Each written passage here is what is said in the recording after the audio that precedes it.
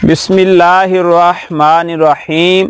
अस्सलामु अलैकुम वरहमतुल्लाहि वबरकातुहू। प्यारे नाजरीन इकराम, आज हम अपने भाइयों को तोहफ़ा पेश करने के लिए आए हैं। अल्लाह के प्यारे महबूब नबी मुकर्रम नूर मुजस्सम शफ़ी मुअज़्ज़म सल्लल्लाहु अलैहि वसल्लम ने फरमाया, मैयत कब्र में डूबते हुए फरियादी की तरह होती है। अल्लाह के प्यारे महबूब नबी मुकर्रम नूर मुजस्सम शफ़ी मुअज़्ज़म सल्लल्लाहु अलैहि वसल्लम ने फरमाया, मैयत कब्र में अपनी वालिदा, अपने वालिद, अपने भाई या अपने दोस्त की दुआए खैर पहुँचने का इंतज़ार करती रहती है। अल्लाह के प्यारे महबूब नबी मुकर्रम नूर मुजस्सम शफ़ी मुअज़्ज़म सल्लल्लाहु अलैहि वसल्लम ने फरमाया, फिर जब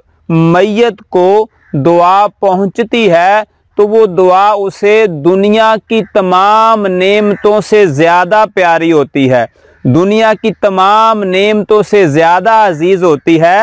अल्लाह के प्यारे महबूब नबी मुकर्रम नूर मुजस्सम शफ़ी मुअज़्ज़म सल्लल्लाहु अलैहि वसल्लम ने फरमाया, अल्लाह ताला ज़मीन वालों की दुआ से कब्र वालों को सवाब के पहाड़ अता फरमाता है। अल्लाह के प्यारे महबूब नबी मुकर्रम नूर मुजस्सम शफ़ी मुअज़्ज़म सल्लल्लाहु अलैहि वसल्लम ने फरमाया, और यकीनन जिंदा का मुर्दों के लिए तोहफ़ा उनके लिए दुआए मग़फ़िरत करना है, बख्शिश की दुआ करना है।